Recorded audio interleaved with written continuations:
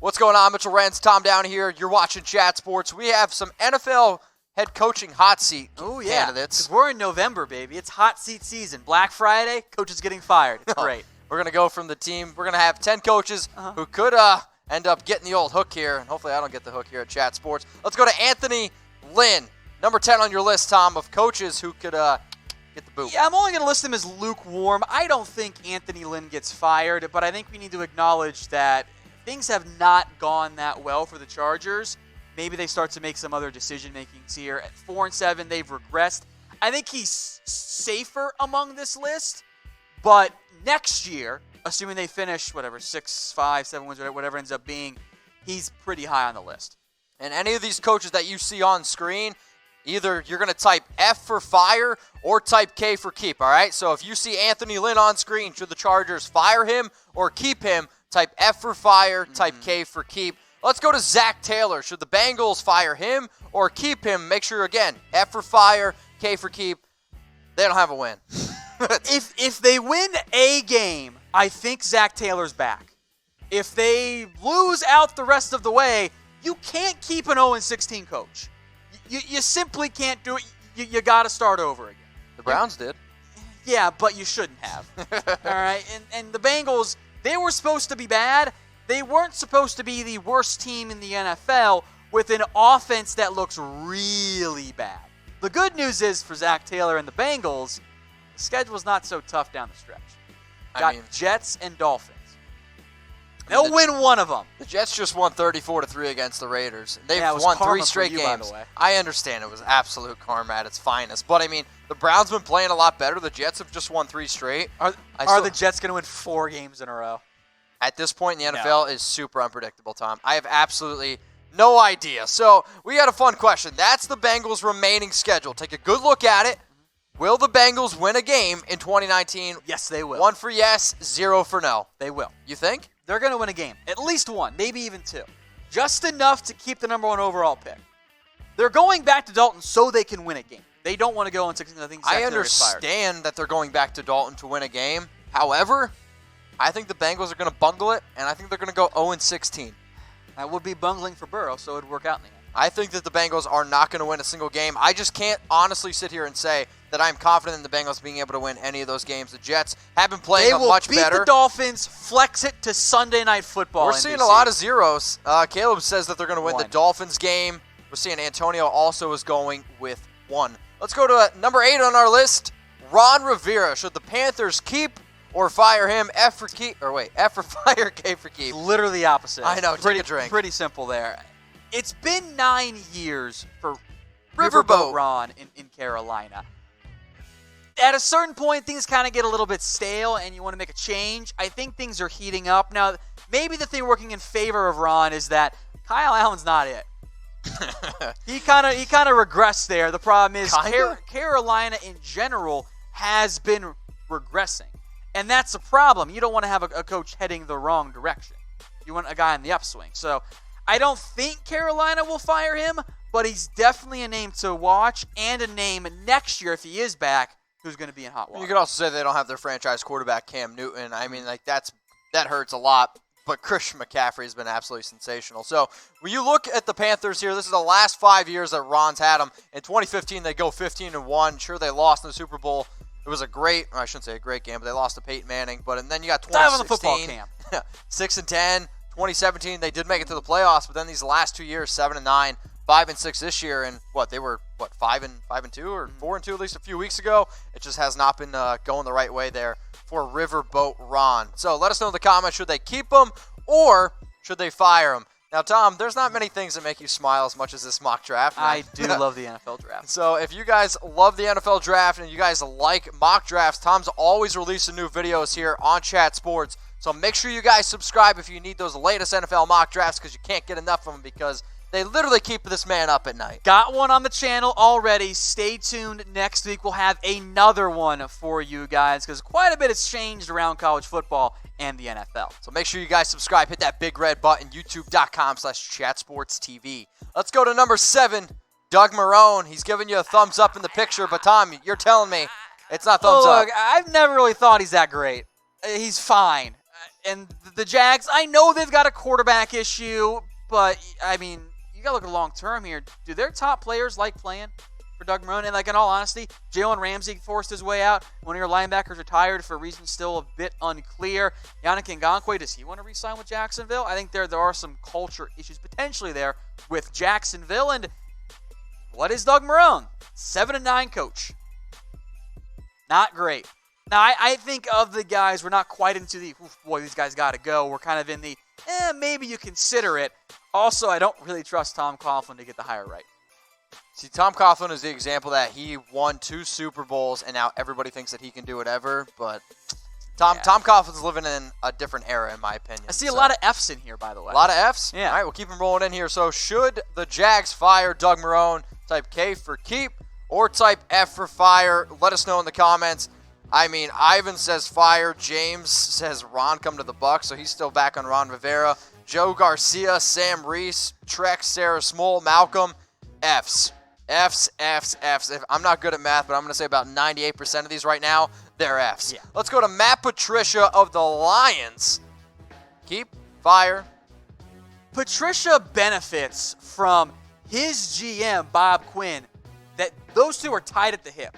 Like, if Patricia goes, I kind of feel like Bob Quinn ends up going. It's a big rope. But this was a team that they went 9-7 back-to-back years under Jim Caldwell. I didn't love Caldwell that much. I thought they were right to move on, go get somebody else. But if 9-7 wasn't good enough for the previous guy, this is? He's 9-17.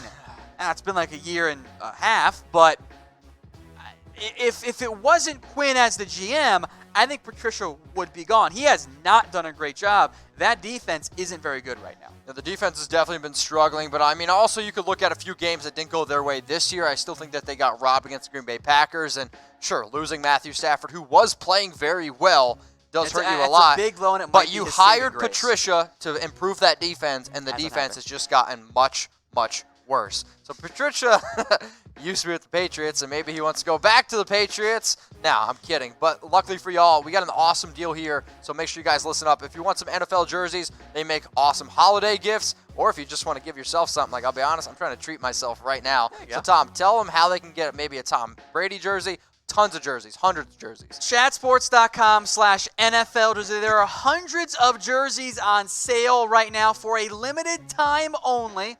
So go check them out. There are all kinds of, they change all the time, the promo codes and what jerseys are on sale, but there are hundreds almost all the time at chatsports.com/NFL jersey. So go check it out. If you're a Cowboys fan, a Niners, Patriots, a Lions, or whatever, there's a jersey on sale for you at chatsports.com/NFL jersey. Go do it. It's in there in the comments section. Let's go now to Adam Gase. Oh, boy. I would have said he was probably going to be number 1 on this list, and then the Jets went and racked off 3 straight wins. He was going to be number 2 on this list. Okay. And then they rattled off several straight wins, and Gase has that sign of public support from the ownership, and maybe ownership wants to keep him for a little bit longer, which I don't know if that's the best route, but his status is cooling off right now. You win 3 in a row, now you're 4-7. Maybe you can win 5 or 6 games, and maybe that's just enough for Gase to somehow keep a job that he never should have gotten in the first place. I just don't think Adam Gase is a good coach, man. Like, he's not. If you can, I liked him when he was players in Denver. don't Turns out I was respect wrong. him. Nobody respects him. I think honestly, in the There's locker room. a strong correlation of the top players being unhappy with Adam Gase coach teams. That means there's a problem with your coaching staff. Adam Gase, not a good head coach. I know we kind of allure to who could be the number 1. If you guys want to guess who's going to be number 1 on this list, throw it in the comments section below. But should the Jets keep or fire Adam Gase? Now, this show is all around NFL hot seats. So who is the worst coach in the NFL? Who is the absolute worst coach in the NFL? We want you guys to throw it in there. How about we do the worst head coach? Well, yeah, that's what I meant. Okay. Worst head coach. Worst head coach. Because the worst coach is obviously Keith O'Quinn.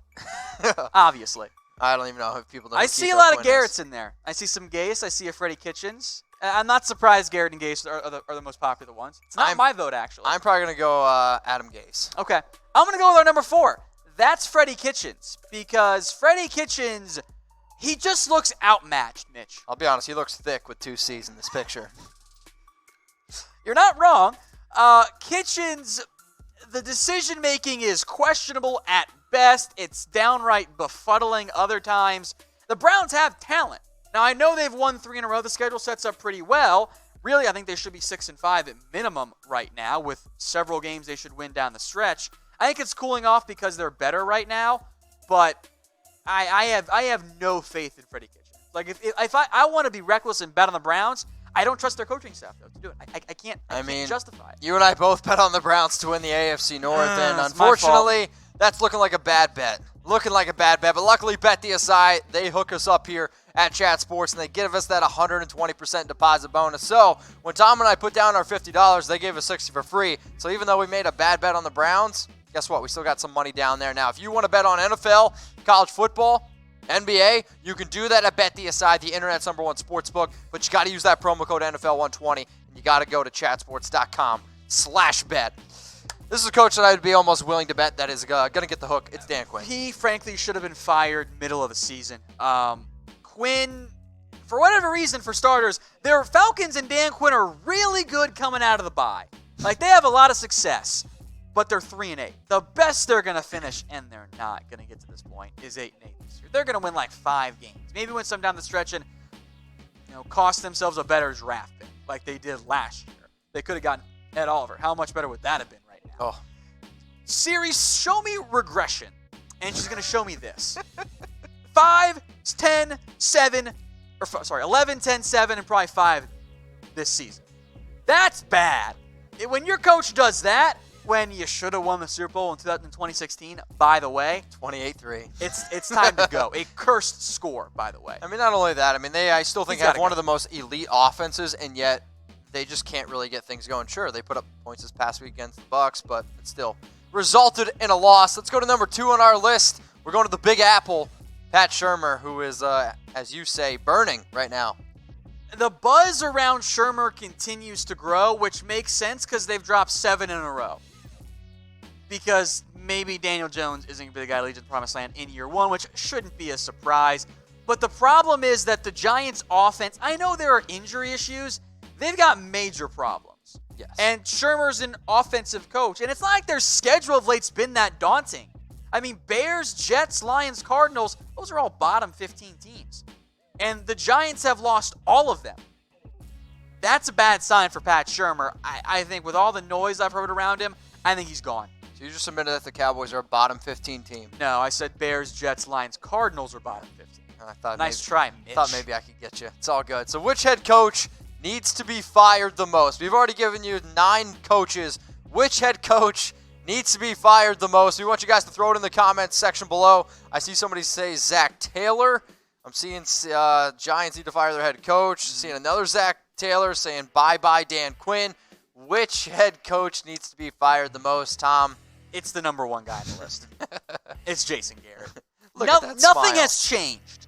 Like, if this were like year 3 or year 4 with Garrett, you'd be like, oh, no, they're fine. They're competing. There's no reason to fire him yet.